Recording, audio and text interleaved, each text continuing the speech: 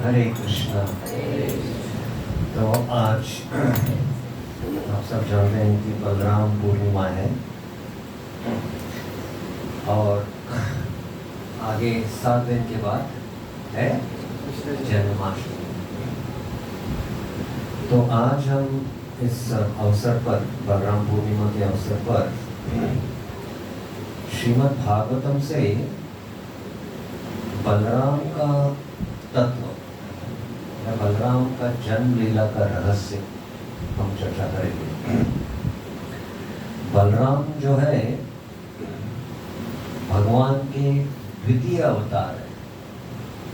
आध्यात्मिक जगत में, गोलोक वृंदावन में कृष्ण अपने भक्तों के साथ लीला करते हैं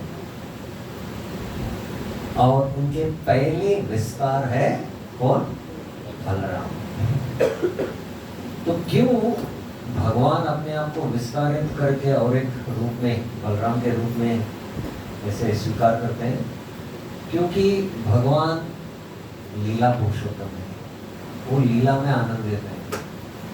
अन्य कार्य संभालने के लिए बलराम के द्वारा चतुर्व्यूह प्रकट होते हैं। चतुर्व्यूह से द्वितीय चतुर्व्यूह से नारायण, उससे पुरुष अवतार महाविष्णु जो सृष्टि का लीला करते हैं। तो इस सब लीला करने के लिए वो क्या है? अन्य लीला करने के लिए क्या है? अपने आप को वो विस्तारित करते हैं। और उनके पहले विस्तार है कौन? बलराम। और कृष्ण और बलराम में कोई अंतर नहीं, एक ही तत्व है। सिर्फ ऐसे चैतन्य चरितामृत में वर्णन आता है कि भिन्न मात्र काय। क्या है? उनका काया अलग है। कृष्ण का रंग क्या है? श्याम, और बलराम का श्वेत। इतना ही फर्क है, तत्व में एक ही है। लेकिन जैसे प्रभु जी बता रहे थे कि सेवक भगवान और सेव्य भगवान। तो बलराम क्या है? सेवक भगवान। और सेव्य भगवान कौन है? कृष्ण। इसलिए कृष्ण सु भगवान स्वयं। तो ऐसे अंतर है तत्व में। तो आज हम श्रीमद् भागवतम से एक बहुत ही सुंदर लीला, बलराम तत्व या बलराम कैसे इस जगत में प्रकट हुए और बलराम जी का आविर्भाव होना कृष्ण के आविर्भाव से पहले, ये क्या हमारे लिए महत्व रखता है हमारे जीवन में, इस संदर्भ से भी हम थोड़ा इस लीला का हम चर्चा करेंगे। तो श्रीमद् भागवतम के 10वें स्कंद में आरंभ होता है परीक्षित महाराज के प्रश्नों के द्वारा। श्रीमद् भागवतम के 9वें स्कंद के अंत में जब यदुवंश का वर्णन सुखदेव गोस्वामी करते हैं, तो कृष्ण अवतार और बलराम अवतार का भी वर्णन करते हैं और संक्षिप्त में कुछ ही श्लोकों में, और वो समाप्त करके लीला समाप्त कर देते हैं वर्णन कर। लेकिन परीक्षित महाराज वो बहुत सतर्क थे, तो उनको कृष्ण लीला, स्वयं भगवान कृष्ण का लीला विस्तार में सुना था। इसलिए वो 10वें स्कंद के आरंभ में ही वो वर्णन करते हैं कि आपने तो क्या है, कथयितो वंश विस्तार भवता सोम सूर्यो।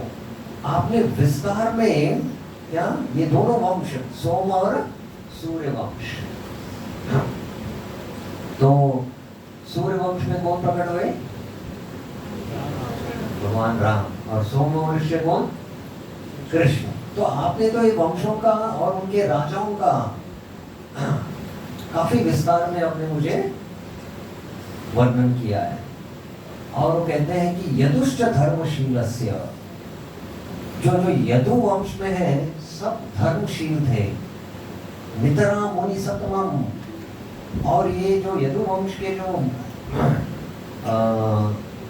राजा थे बहुत ही योग्य थे। हे मुनिवर, मुनि श्रेष्ठ। तत्र अंश अवतीर्णस्य विष्णु वीर्याणि सांक्षण।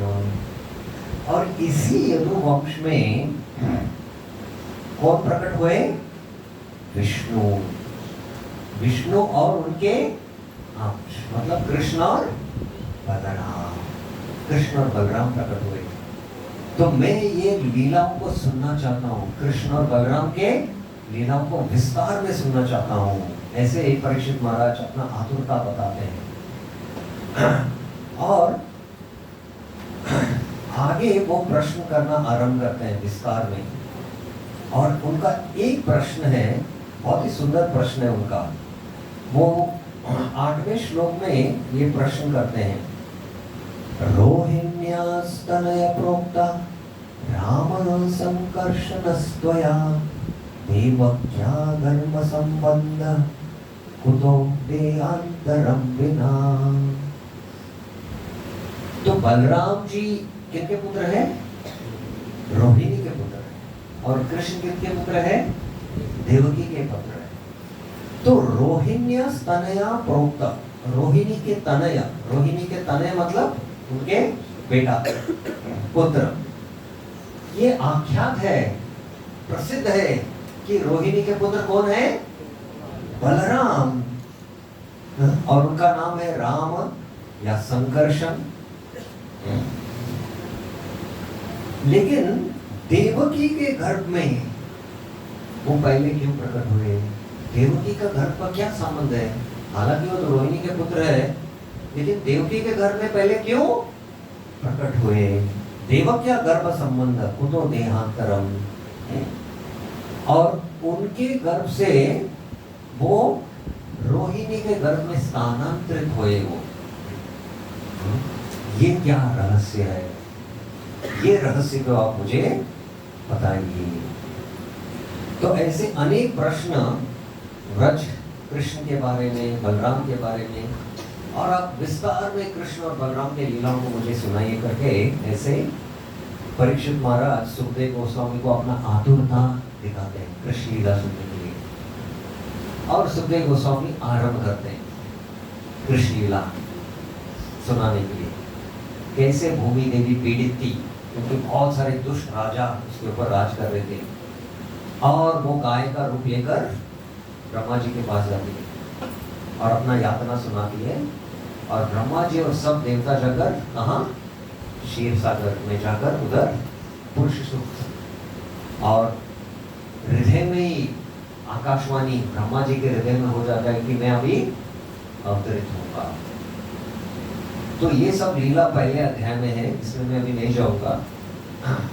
और कैसे वो आकाशवाणी होता है जब वसुदेव का विवाह देवकी के साथ होता है, और कंस रथ चलाता रहता है, लेकिन आकाश में एक ध्वनि सुनाई देता है, हे मूर्ख कंस, आपके बहन का 8वां पुत्र आपका मृत्यु का कारण रहेगा। तो ये सब विस्तार में मैं नहीं जाऊंगा अभी, क्योंकि हम अभी ये रहस्य जानना चाहते हैं कि बलराम जी जो रोहिणी के पुत्र है, वो देवकी के गर्भ में क्यों प्रकट हुए, और उधर से वो स्थानांतरित रोहिणी के गर्भ में क्या क्यों हुए, क्या कारण है, इसके ऊपर हम आज का चर्चा हम करेंगे। तो ये पहले अध्याय में है कि कैसे कंस अभी अपने स्वयं के बहन को मारने के लिए तैयार हो जाता है।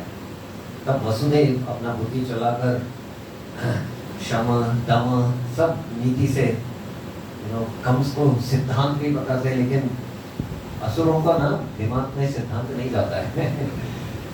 अंतगत्वा बोलते हैं कि क्या, हे कंस, मैं मेरा वचन देता हूँ, देवकी का आत्मा पुत्र आपको मारने वाला है ना, अभी तो किसका कोई पुत्र जन्म ही नहीं लिया है, तो मैं आपको ये सत्य वचन बोलता हूँ कि जैसे ही कोई भी पुत्र मुझे जन्म होगा तो मैं आपको लाके दे दूंगा। तो कंस को इतना विश्वास था कि ये वसुदेव अपने वचन से कभी हटेंगे, तब छोड़ दिया।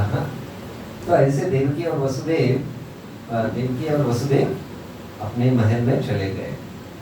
और उधर अभी ये जो दूसरे अध्याय में बहुत ही सुंदर वर्णन आता है कि जैसे ही देवकी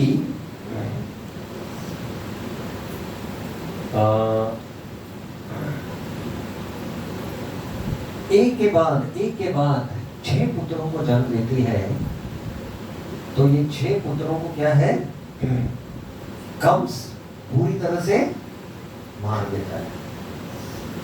और उधर नारद मुनि भी बहुत आतुर है कि कृष्ण अवतरित हो करके, हालांकि पहली बार जब पुत्र को वसुदेव लेके आते हैं तो उनके हृदय में भी थोड़ा करुणा आ जाता है कंस से, अरे वसुदेव, मुझे पहले पुत्र से कुछ भय नहीं है, आपका तो 8वां पुत्र से भय है, इसको लेके जाइए।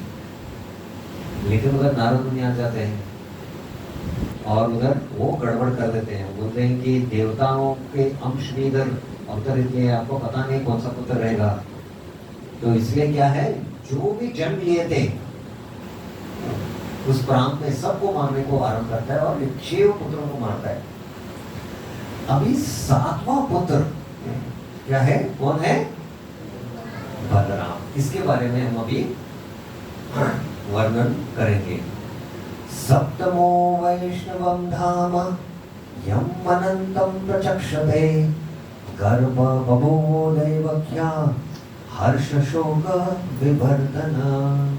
तो ऐसे 6 पुत्र मारने के बाद सप्तमो वैष्णवम धाम, जो 7वां पुत्र था वो विष्णु धाम, वैष्णवम धाम मतलब विष्णु का अंश था वो, और उसका नाम क्या था, अनंतम प्रचक्षते। उनका नाम क्या था, अनंत। बलराम का एक नाम भी अनंत है।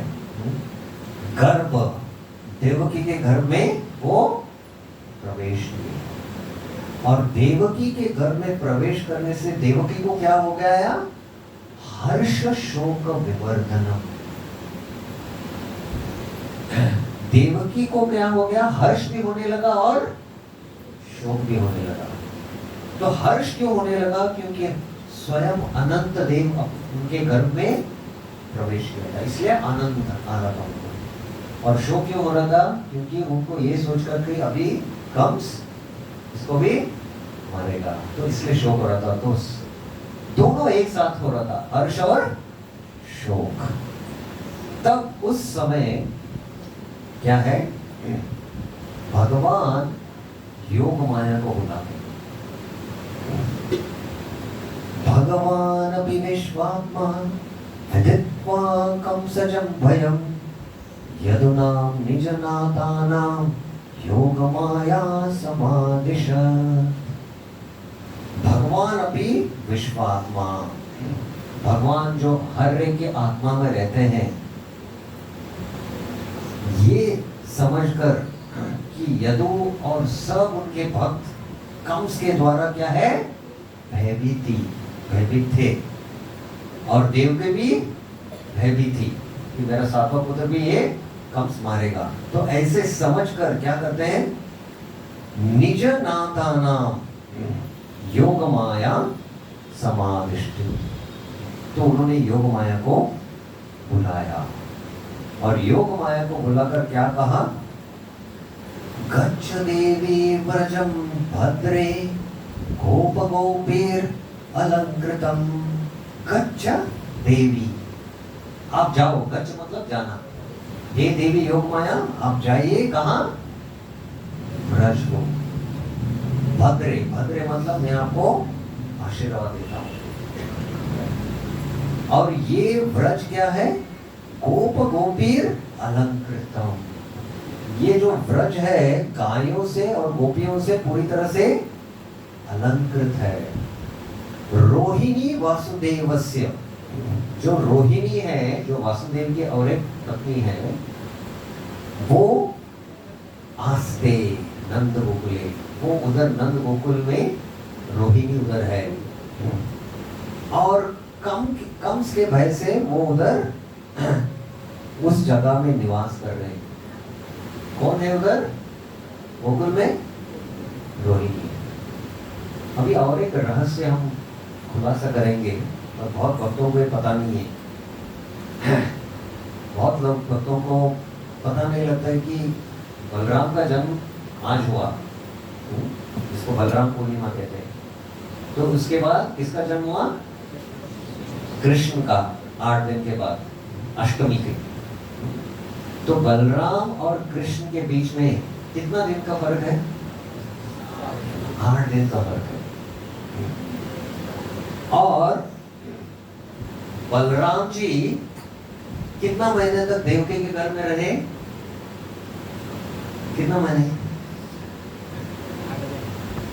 कितने महीने रहे देवकी के घर में? देखो रहस्य पता नहीं सबको। 7 महीने रहे। और बलराम जी रोहिणी के घर में भी थे पहले से ही। कितना महीने रहे?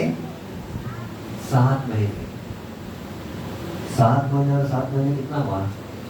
14 महीने। तो बलराम कैसे प्रकट हुए? कितना समय अंतर था? तो ये सब रहस्य है। और श्रील जीव गोस्वामी जो अपने ग्रंथ में गोपाल चंपू में ये सब रहस्य खुलासा करते हैं और बताते हैं कि रोहिणी कहाँ थी? गोकुल में थे।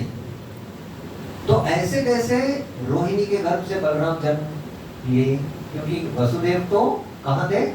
कंस के कारागार में थे। लेकिन आचार्य बताते हैं कि रोहिणी गर्भित हो गई थी जब मथुरा में ही थी 7 महीने के पहले। और वसुदेव को पता था कि कंस कुछ करेगा, इसलिए वसुदेव ने रोहिणी और अन्य पत्नियों को किसी को पता ना लगे करके उनको सब कहाँ लेके गए? गोकुल लेके गए, नंद के आश्रम।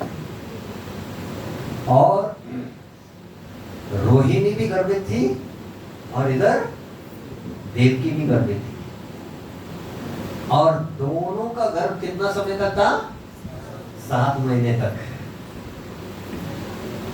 लेकिन एक ही है कि रोहिणी के देवकी के गर्भ से रोहिणी के गर्भ में स्थानांतरित हुए बलराम। तो दोनों के गर्भ में प्रकट हुए बलराम। ये स्पष्ट हो गया क्या? नहीं? तो वो अभी लीला कैसे हुआ? योग माया के द्वारा हुआ है। योग माया की लीला है ना, पहले तो इधर हमको महामाया भ्रमित करता है, हमारा मन एकाग्र होकर श्रवण नहीं करता है कृष्ण कथा। और उसका माया का मूर्तिमान स्वरूप अभी क्या है? इसको पता है क्या है? मोबाइल। ध्यान पूर्वक श्रवण करने का छोड़ के क्या चल रहा है देखते हैं। तो इसलिए योग माया का खेल है। तो क्या हुआ? अभी व्रज, आप व्रज जाइए और उधर अभी कृष्ण आदेश कर रहे हैं। ये अभी आप ध्यान से सुनिए अभी क्या कृष्ण बोल रहे हैं योग माया को। देवक्या जठरे गर्भम शेषाक्या धाम मामकाम तन तत्सन्निकर्ष्य रोहिण्या उदरे सन्निवेशये। तो क्या आदेश दे रहे? देवक्या जठरे गर्भम, देवकी के जठर में, गर्भ में, शेष आख्यम धामम मामकाम, तो उधर मेरा अंश, मेरा अंश कौन है? उनके अंश मेरा अंश बलराम है। और बलराम के अंश कौन है? बलराम के अंश कौन है? शेष।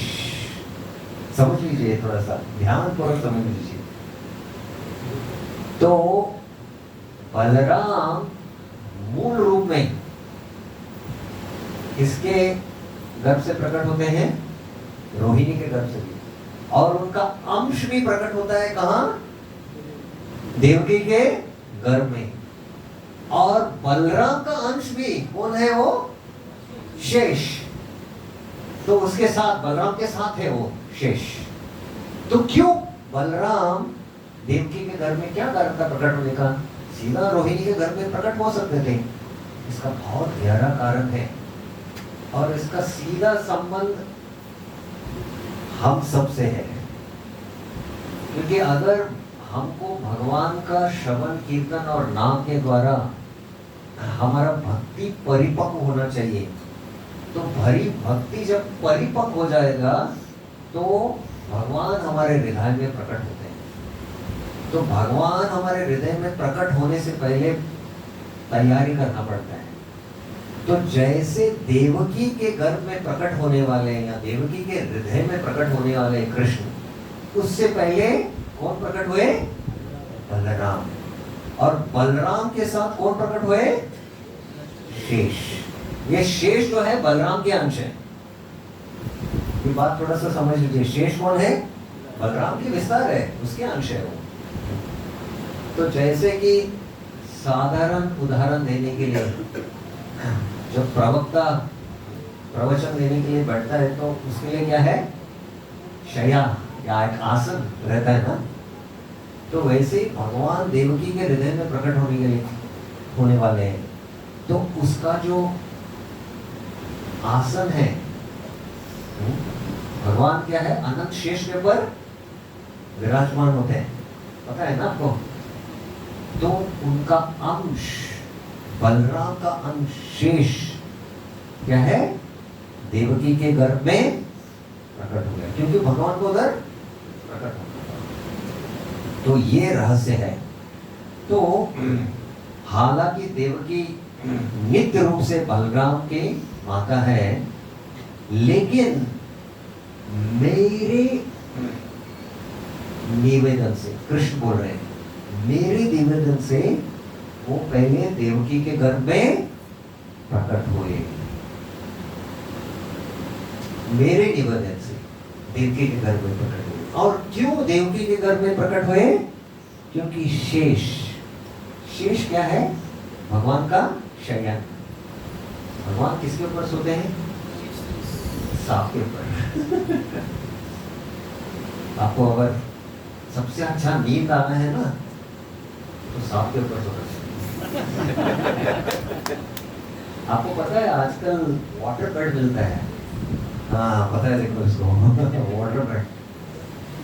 उसमें जो आनंद है ना, सबसे श्रेष्ठ है वाटर बेड में। बहुत मुलायम और कोमल रहता है, और उसमें जो एक ठंडगी रहता है, ठंडगी, ठंडापन। रात को आजकल लोग आइसक्रीम खाने के लिए जाते हैं, अच्छा लगता है ना। तो ठंडापन, शेष, भगवान सबसे ऊंचा इंद्र तृप्ति, क्योंकि भगवान भोगता है। तो अनंत शेष के रूप में बलराम ये सेवा करते हैं कृष्ण का। तो इसलिए शेष को पहले देवकी के गर्भ में प्रकट होना था। तो ये रहस्य है कि क्यों बलराम पहले देवकी के गर्भ में प्रकट हुए और उधर से स्थानांतरित हुए। तो अभी प्रश्न आता है कि भगवान बलराम तो पूरी तरह से आध्यात्मिक है, वो प्रकट हुए देवकी के गर्भ से, लेकिन जो 6 पुत्र थे ये क्या थे? ये भी देवकी के गर्भ में प्रकट हुए और वो मारे गए। और ये 6 पुत्र भौतिक थे। तो ऐसे कैसे हो सकता है कि देवकी जो पूरी तरह से भगवान की अंतरंग शक्ति है, पूरी तरह से दिव्य है, भौतिक 6 पुत्र उसके गर्भ में प्रकट हुए? ऐसे कैसे हो सकता है? ये प्रश्न आपको समझ में आ रहा है? देवकी पूरी तरह से आध्यात्मिक है, और ये कैसे हो सकता है कि ये 6 भौतिक पुत्र देवकी के गर्भ में स्थानांतरित हुए, जो उधर थे, प्रकट थे? तो इसका उत्तर आचार्य लोग देते हैं कि जैसे ये पूरा सृष्टि है, पूरा भौतिक है, लेकिन भगवान के गर्भ में ही है, एक दृष्टिकोण से देखा। भगवान इसमें प्रवेश किए करके ये सृष्टि चल रहा है। तो हालांकि भगवान प्रवेश करते हैं इस सृष्टि में और सृष्टि का सृजन करते हैं, पालन करते हैं, संभाल करते हैं, लेकिन भगवान को कोई क्या है, उनके पर कोई क्या बोलना चाहिए, उसका प्रभाव या उसका दूषण नहीं होता है, क्योंकि भगवान पूरी तरह से दिव्य है।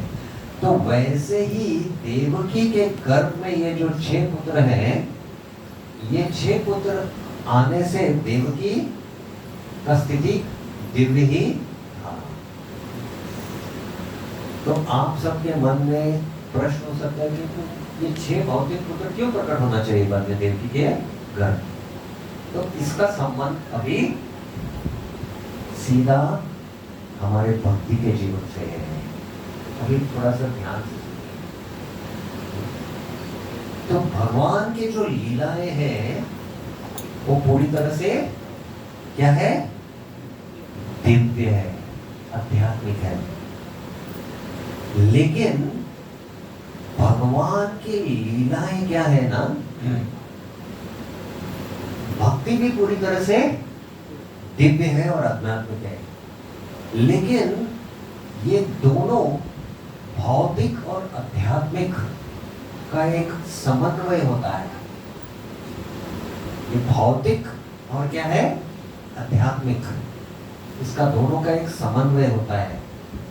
जब भक्ति पूरी तरह से आध्यात्मिक है, लेकिन भक्ति में भौतिक और आध्यात्मिक ये दोनों का क्या हो जाता है, एक तरह का समन्वय हो जाता है, तब क्या है, तब पूरी तरह से दिव्य हो जाता है। तो ये क्या है, अभी भौतिक और आध्यात्मिक आपको समझना है। फिर से ध्यान से सुनिए। बहुत सारे भक्त लोग सो रहे हैं, मैं देख रहा हूँ। कंस के कारागार में भी सो रहे थे सैनिक, वो महामाया का प्रभाव है। थोड़ा ध्यान से सुनिए। अभी मैंने क्या कहा, भक्ति पूरी तरह से क्या है, दिव्य है, लेकिन भक्ति में भी भौतिक और आध्यात्मिक रहता है, और इसका दोनों समन्वय होने से ही भक्ति प्रकट होता है। स्पष्ट हुआ या नहीं? हाँ या ना? कुछ आवाज सुनाई नहीं दे रहा है।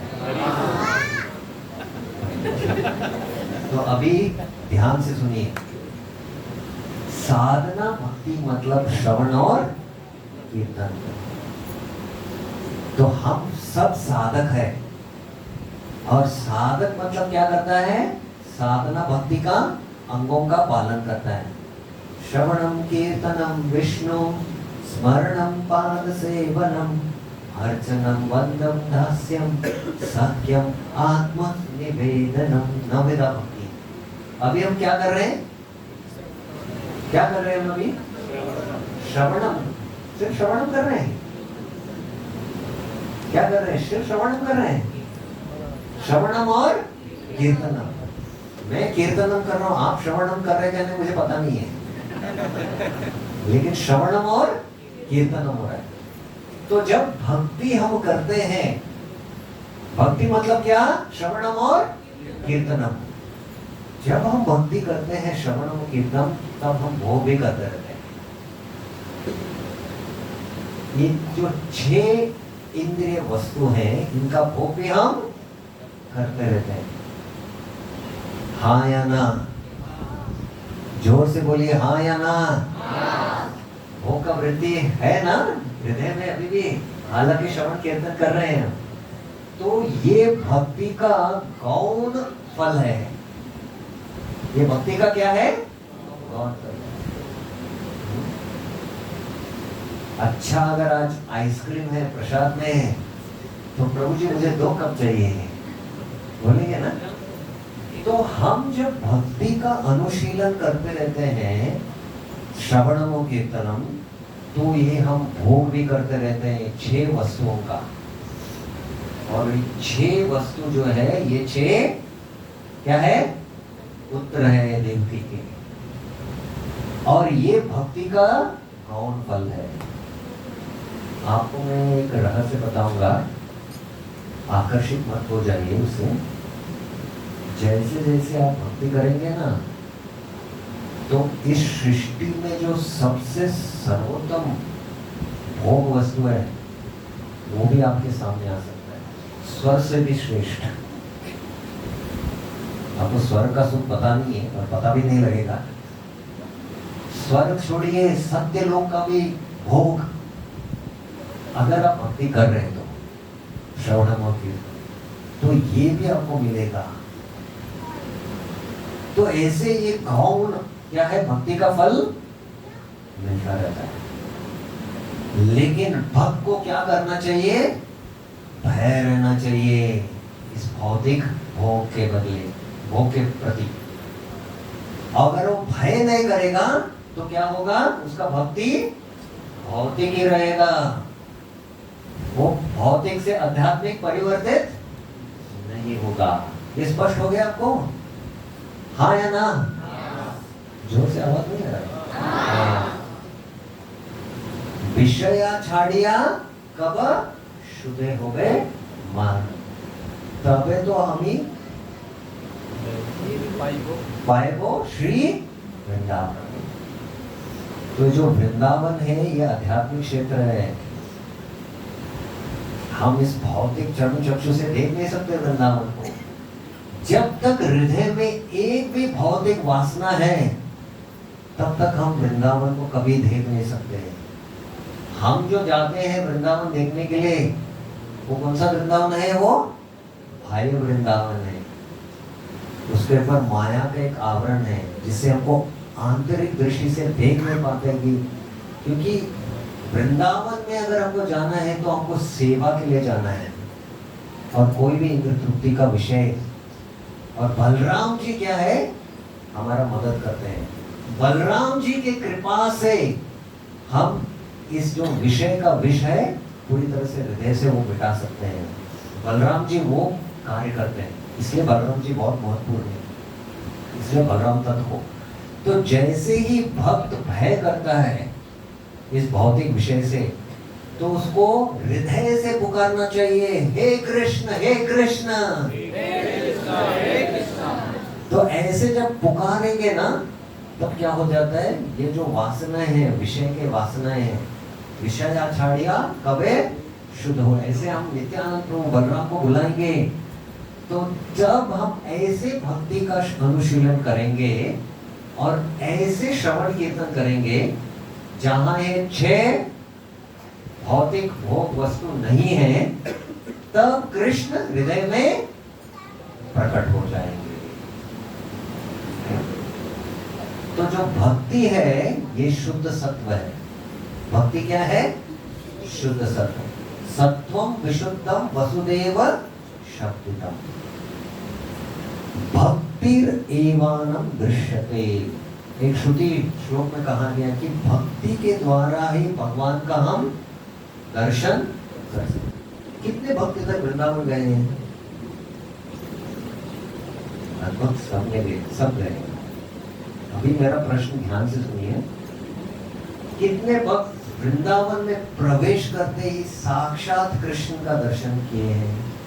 हाथ उठाइए। कोई नहीं। साक्षात कृष्ण का, विग्रह नहीं बोल रहा हूं, साक्षात कृष्ण का दर्शन किया, श्याम सुंदर कृष्ण। अगर आप वृंदावन गए हैं तो वृंदावन में प्रवेश किए हैं, मतलब आपको कृष्ण दिखाई देना चाहिए, क्योंकि कृष्ण वृंदावन में रहते हैं और वृंदावन छोड़ के कृष्ण कभी जाते हैं। तो जब तक हमारा हृदय पूरी तरह से शुद्ध नहीं है, शुद्ध सत्व के स्तर पर नहीं है, जहां भक्ति क्या है? का आविर्भाव नहीं हुआ है, तब तक हमने वृंदावन क्या है नहीं देखा है, सिर्फ बाह्य रूप से देखा है। तो ये जो भक्ति है, ये भक्ति क्या है प्रकट हो जाता है, जैसे कृष्ण प्रकट हो जाता है। तो अभी ध्यान से सुनिए। देवकी के 6 पुत्र कौन थे? वो देवकी के 6 पुत्र जिन्होंने जो मर गए कंस के द्वारा, वो कौन थे? कौन थे वो? हाँ नहीं, कौन थे वो 6 पुत्र पिछले जन्म में? कौन थे वो? किसी को पता नहीं? मारीची के पुत्र थे, आ गया ना? तो अभी देखिए, ये मारीची के जो 6 पुत्र थे, मारीची मतलब मारीची जो प्रकट हुए थे ब्रह्मा जी के मन से, तो ये मन के अवतार है मारीची। और ये जो 6 पुत्र हैं, ये 6 इंद्रिय के वस्तु हैं। जो 6 पुत्र हैं, ये क्या है? 6 इंद्रियों के वस्तु। क्या है वो 6? अब आप बताइए मुझे एक एक करके। कौन बताएंगे? नहीं, 6 इंद्र के वस्तु मैंने बताया। क्या है वो? कोई इंद्र के वस्तु क्या है हमारे? हाँ, रूप, स्पर्श, गंध, रस और क्या? शब्द। ये सब इंद्रिय के वस्तु हैं। अभी जब हरे कृष्ण कीर्तन करते हैं ना, ये दिव्य शब्द है, लेकिन अगर भौतिक फिल्म का गाना लग जाता है और आपको अच्छा लगता है, मतलब वो क्या है? शब्द का इंद्र तृप्ति है। तो ये जो 5 है, और 6वां कौन सा है बनने भी? 6वां बहुत रहस्य है। 5 तो हो गए ये इंद्र के विषय, 6वां कौन सा है? 6वां हमारे विचार है। और विचार कहाँ आते हैं? मन में आते हैं, इसलिए मारीच। तो ये जो 6 इंद्र के विषय हैं, जब तक हम श्रवण कीर्तन कर रहे हैं, लेकिन ये 6 विषय अब तक हमारे हृदय में है, मतलब हमारा भक्ति कौन सा है? एक दृष्टि से देखा जाए तो कौन सा भक्ति है? थोड़ा भौतिक है। लेकिन जब हम भक्ति करते करते ये भौतिक विषय है, लेकिन हम हृदय से कृष्ण बलराम को, विशेषता नित्यानंद प्रभु को प्रार्थना करते हैं, तो ये विषय वो क्या है? विषयों को मार देते हैं। विषया झाड़िया कवे शुद्ध हो गए, तो विषयों को मार देते हैं। और ये 6 पुत्र भी 6 अनर्थ भी कहा जाता है। आचार्य लोग बोलते हैं काम, क्रोध, लोभ, मोह, मद, मात्सर्य। तो अभी देवकी कौन है? देवकी के पास शक्ति है जिसके द्वारा भगवान प्रकट हो सकते हैं, इसलिए देवकी क्या है? भक्ति की अवतार है। और कंस कौन है? कंस ना हमारा सबसे बड़ा क्या है? मित्र है। हर एक के पास अगर कंस है तो आप भक्ति में सफल हो जाएंगे। कैसा? बोलिए आप, बोलिए कैसा? बोलिए ना, कैसा? बोलिए। हाँ नहीं, जब भी ये 6 इंद्रिय वस्तु हमारे पास आते हैं, जैसे ये खबर मिल जाता है हमको ये 6 इंद्रिय वस्तु हमारे पास आक्रमण कर रहे हैं, तो हमको क्या होना चाहिए? भय होना चाहिए। जैसे ही आवाज आ जाता था कि देवकी ने पुत्र को जन्म दिया, तो कंस क्या हो जाता था? भयभीत हो जाता था और जाके उनका वध करता था। तो वैसे ही जैसे ये विषयों का आकर्षण हमारे हृदय में प्रकट हो जाता है, जैसे वो फिल्म का गाना बजने आरंभ हो जाता है, तो हमको हमारे हृदय में क्या होना चाहिए? भय होना चाहिए माया से।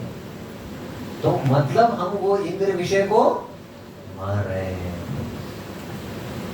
तो जैसे ही ऐसा होगा तो हमारे गर्भ में, गर्भ मतलब हमारा अभी ये क्या हृदय, कहाँ उससे कौन जन्म लेंगे? भक्ति, भक्ति। और क्योंकि भक्ति मतलब क्या है? कृष्ण। कृष्ण और भक्ति में कोई अंतर नहीं है। तो इसलिए भक्ति मतलब क्या? भक्ति मतलब तीव्र सेवा करने की आतुरता, तीव्र राग, सेवा करने का आतुरता। और इस सेवा का मूर्तिमान स्वरूप अनंत शेष है। अनंत शेष प्रकट हुए कृष्ण का सेवा करने के लिए, शैया बनने के लिए। तो बलराम जी एकमात्र हैं जो भगवान कृष्ण का पांचों रस में सेवा करते हैं। शांत रूप में भगवान का शैया बन जाते हैं, भगवान के आभूषण, भगवान के वस्त्र, भगवान का जो धाम है, आध्यात्मिक और भौतिक, भगवान का ही धाम है, भौतिक भी, तो पूरा विस्तारित करते हैं बलराम। ऐसे दास रूप में भगवान का सेवा करते हैं, सख्य रूप में भगवान के सखा है। और लक्ष्मण को काफी कष्ट भोगना पड़ा आपने सुना। वात्सल्य भगवान के क्योंकि बड़े हैं थोड़ा, तो उनको हर समय सुरक्षा के बारे में रहता है कृष्ण का, तो वात्सल्य प्रेम भी है। और माधुर्य में राधा रानी की छोटी बहन अनंग मंजीरी के रूप में माधुर्य में भी सेवा करते हैं। तो भक्त जब पूरी तरह से तीव्रता से सेवा करता है कृष्ण का और इंद्र विषय का सेवा नहीं करता, सेवन मुखे ही जिह्वादो, आपके जिह्वा से सतत कृष्ण का नाम आना चाहिए और एक भौतिक विषय का शब्द जिह्वा से नहीं आना चाहिए। तब आपके जिह्वा से स्वयं एवं स्फुरित कृष्ण क्या है? हृदय में प्रकट हो जाते हैं। तो इसलिए अनंत क्या है? पहले शेष के रूप में प्रकट होते हैं। तो देवकी क्या है? मूर्तिमान भक्ति का प्रतिनिधि है। कंस क्या है? मूर्तिमान भय। और ये 6 पुत्र जिनका वध कंस ने किया, ये क्या है? 6 इंद्रिय विषय। और ये बलराम जो प्रकट हुए कृष्ण का शैया बनने के लिए, वैसे ही बलराम क्या है? गुरु के प्रतिनिधि है। तो हमारे जीवन में गुरु क्या है? प्रवेश करते हैं। गुरु का आदेश के अनुसार हम सेवा करेंगे और श्रवण कीर्तन करेंगे। और जैसे श्रवण कीर्तन करेंगे, ये भौतिक है, और ये श्रवण कीर्तन जब पूरी तरह से इंद्र विषय मिट जाएंगे तो वो श्रवण कीर्तन क्या हो जाएगा? आध्यात्मिक हो जाएगा। तो कृष्ण लीला में भौतिक और आध्यात्मिक का जब ये समन्वय हो जाता है, तो वो समन्वय हमारे जीवन से संबंधित है। तो ये क्यों, क्या कारण था बलराम को देवकी के गर्भ में प्रकट होना? ये कारण था। और हमारे जीवन में भी कब कृष्ण प्रकट होंगे? जब 6 पुत्र का हम वध करेंगे। और बुद्ध वध कैसे करेंगे? कैसे करेंगे? माया से भय होना चाहिए। जब हम ऐसा भय रखेंगे, ये भय एक सकारात्मक भाव से रहना चाहिए, नकारात्मक भाव से नहीं, पॉजिटिवली भय रहना चाहिए। तो ऐसे हम जब करेंगे तब क्या हो जाएगा? पहले कौन प्रकट हो जाएंगे? गुरु प्रकट हो जाएंगे। गुरु है साक्षात, लेकिन वही गुरु हमारे हृदय में प्रकट हो जाएंगे। और गुरु की कृपा से क्या है? कृष्ण प्रकट होते हैं। इसलिए नरोत्तम दास ठाकुर अपने भजन में क्या कहते हैं? कृष्ण से तुम्हार कृष्ण देते पारो, তোমার শক্তি আছে, আমি তো कंगाल कृष्ण कृष्ण बोली, ধাই তব পাছে পাছে। कृष्ण से तो मार, गुरु के हृदय में कृष्ण है। कृष्ण देते पारो, आप मुझे कृष्ण दे सकते हैं। आमी तो कंगाल, मैं तो कंगाल हूं। ढाई तव पांचे पांचे, मैं आपके पीछे पीछे। तो जब गुरु हमको मंत्र देते हैं कि हरे नाम, और हम ध्यान पूर्वक श्रवण करेंगे, और श्रवण करते समय विशेषतः जप करते समय सोएंगे नहीं तो ऐसे ये इन विषयों को हम पूरी तरह से त्याग करेंगे, तब क्या है, वही गुरु क्या है, हृदय में दिव्य ज्ञान हृदय प्रकाश। और जब गुरु प्रकट हो जाएंगे, बाद में कृष्ण प्रकट होगा। तो ऐसे देवक्यम जठरगर्भ्याम शेषाख्यम धाम मामकम तत्सन्निकर्ष रोहिण्या उदरे सन्निवेशया। तो ऐसे कृष्ण बलराम जी प्रकट हो गए। तो आगे के श्लोक में समाप्त करते हैं। अतः अहम अंश भागेन देवक्या पुत्रतां शुभे प्राप्स्यामि त्वां यशोदयां नंदपत्न्यां भविष्यसि। आगे योगमाया को कहते हैं अथ अहम, कृष्ण बोल रहे हैं मैं, अंश भागेन, मैं नहीं प्रकट हो जाऊंगा देवकी के घर में, मेरा अंश। तो वासुदेव कृष्ण देवकी के घर में प्रकट हुए, और उधर यशोदा के घर में कौन प्रकट हुए, श्याम सुंदर कृष्ण या स्वयं भगवान कृष्ण उधर प्रकट हुए। इसलिए अतः अहम अंश भागेन देवक्या पुत्राम, मैं देवकी के पुत्र के रूप में जन्म लूंगा। तो इधर बहुत रहस्य चीज है। तो कृष्ण ऐसे क्यों बोल रहे हैं कि मैं मेरा अंश के रूप में देवकी के गर्भ से प्रकट हो जाऊंगा, लेकिन पूर्ण रूप से मैं कहां प्रकट हो जाऊंगा, यशोदा के गर्भ से। क्योंकि देवकी का जो वात्सल्य प्रेम है, उसमें थोड़ा सा ऐश्वर्य है कि वो जानती है कि ये भगवान है, लेकिन नंद और यशोदा का जो प्रेम है वो शुद्ध वात्सल्य प्रेम है। वो कभी भगवान को, कृष्ण को भगवान नहीं मानते, वो तो अपना लाला मानते हैं। तो इसलिए उनका प्रेम शुद्ध है, इसलिए पूर्ण रूप से मैं उधर प्रकट हो जाऊंगा, लेकिन अंश रूप में देवकी के घर में प्रकट हो जाऊंगा। प्राप्स्यामि त्वां यशोदया, और आप भी क्या है, महामाया योग माया, आप भी क्या है, यशोदा के घर से भी आप प्रकट हो जाएंगे भविष्य में।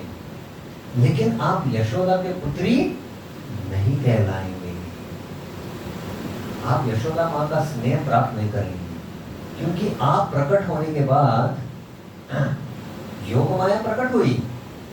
जब यशोदा ने जन्म दिया, योग माया के प्रभाव से ऐसा लगा कि सिर्फ एक ही बालिका का जन्म हुआ है, लेकिन उधर बाजू में कौन थे, श्याम सुंदर कृष्ण। तो इधर आदेश दिया, जब देवकी के घर से प्रकट हुए तो आदेश दिया कि आप मुझे गोकुल लेके जाइए। तो वसुदेव कृष्ण या मथुरा के कृष्ण को वसुदेव लेके गए यमुना के पार कर कर, और योग माया के बल से, हालांकि उधर एक लड़का और लड़की, मतलब श्याम सुंदर कृष्ण और कौन, योग माया थी, लेकिन वसुदेव को सिर्फ एक बालिका दिखाई दी।